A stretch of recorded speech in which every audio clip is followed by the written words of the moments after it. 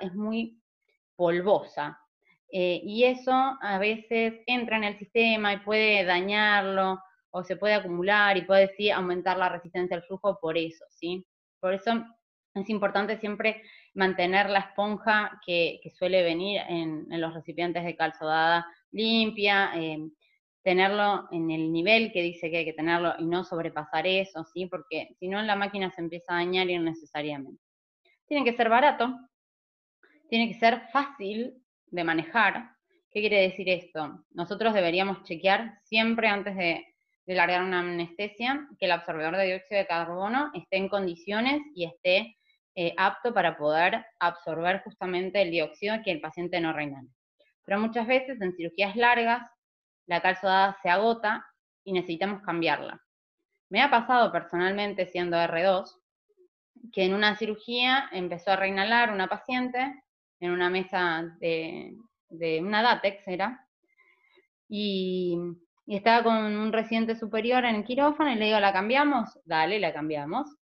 Y nos pasó que terminamos ambuceando a la paciente porque nos costó millones de minutos interminables poder de nuevo encastrar como corresponde en esa máquina la cal sodada. Entonces es muy importante que sea de fácil manejo, tanto el sistema de cierre, de anclaje, como el hecho de poder cambiarse rápidamente, ¿sí?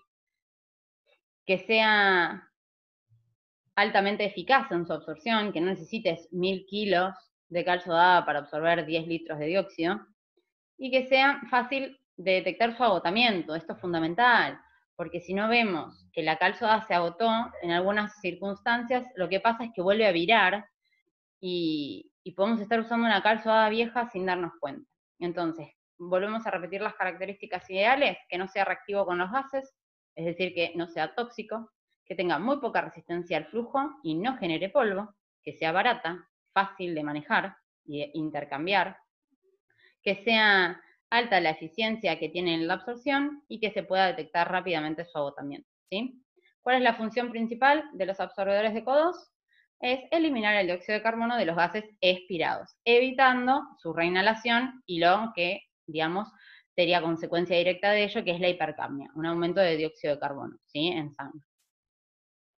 El contenedor del absorbente, fundamental, tiene que ser transparente para permitir ver ese cambio de coloración que nos indica que está agotada, ¿sí? No es lo mismo este absorbedor que está con un contenedor un poco opaco que este que se ve perfecto, ¿sí?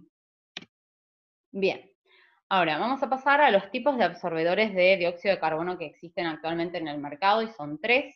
La más conocida es cal sodada, le sigue la varitada y uno nuevo que es el Amsor. En cuanto a lo más importante que creo que se tienen que llevar de esto es cuáles son los componentes principales de cada uno. Fundamental.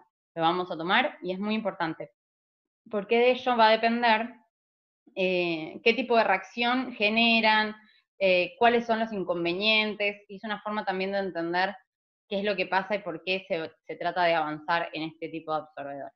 En cuanto a la cal sodada, obviamente sodada viene de sodio, uno de sus componentes es el hidróxido de sodio, también es el hidróxido de potasio y el hidróxido de calcio.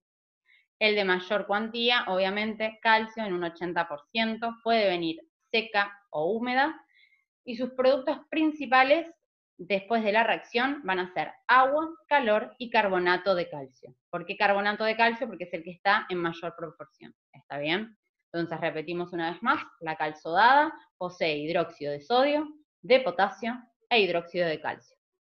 En cuanto a la cal varitada, los componentes van a ser hidróxido de bario e hidróxido de calcio. Una vez más repetimos el hidróxido de calcio presente en tanto la cal sodada como la varitada, pero se añade uno nuevo que es el hidróxido de bario.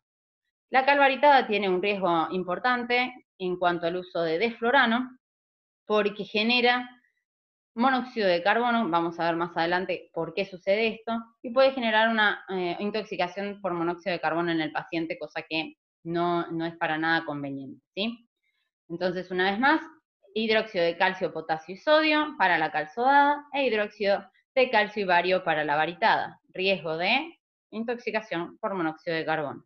En cuanto al Amsorb, tiene componentes cloruro de calcio e hidróxido de calcio, es decir, que cuál es el componente que está presente en todos, el hidróxido de calcio. Pero este añade un cloruro de calcio. ¿Sí? ¿Cuál es el único que tiene cloruro? El Amsorb. Porque es mucho más, efectivo y menos riesgoso, podemos decir, porque tiene mejor interacción con los agentes inhalatorios, no los degrada tanto como la cal sodada y la baritada, es decir, que es más inerte, y por lo tanto no se generarían compuestos altamente tóxicos para un paciente, como en el caso del monóxido de carbono o de el compuesto A con la cal sodada, ¿sí? Recuerden, por favor, una vez más, recordar los componentes de cada uno de los tipos de absorbedores. Lo más importante que se tienen que llevar también es la reacción global que se va a producir, ¿sí? A grandes rasgos tenemos el hidróxido de calcio y el dióxido de carbono, que juntos van a formar carbonato de calcio con agua y calor. Es fundamental que entiendan que en una reacción química dividimos, la podemos dividir en dos partes, la parte en la que tenemos los reactivos y la parte en la que tenemos los productos, ¿sí? Los reactivos de esta reacción global serían el hidróxido de calcio y el dióxido de carbono. Digamos, en el caso de los productos encontramos el carbonato de calcio, el agua y el calor. Bien, ahora, esta es la reacción simplificada y corresponde a cal sodada. En el caso de cal sodada, vamos a necesitar 3 cositas más. Van a ser humectantes, solidificantes y catalizadores. En el caso de humectantes como el cloruro de calcio, solidificantes que son sílices y los catalizadores que son bases fuertes que hacen que la reacción química que se produce habitualmente sea mucho más rápida. Generalmente lo que producen es esto, una aceleración de la reacción y vuelven a su estado original. No se combinan con otro y vuelven, digamos, a reutilizar. Los catalizadores en la reacción de cal sodada van a ser dos, el hidróxido de sodio y el hidróxido de potasio, siendo el hidróxido de potasio el que se relaciona directamente con la degradación de gases anestésicos. Es decir, que si yo les pregunto cuál es el componente de la cal sodada que se relaciona directamente con la degradación de gases anestésicos, ustedes van a tener que responder hidróxido de potasio. Bien, vamos de nuevo a la composición y tenemos hidróxido de sodio, hidróxido de potasio e hidróxido de calcio. El de mayor proporción es el que va a participar en la reacción original, en la reacción global y más importante de la cal sodada con el dióxido de carbono. En cambio, el potasio y el sodio, en cuanto al potasio, va a ser el que se relaciona estrechamente con la degradación de agentes anestésicos. Les dejo siempre para que recuerden, si ya se olvidaron de química, las formulitas correspondientes a cada una.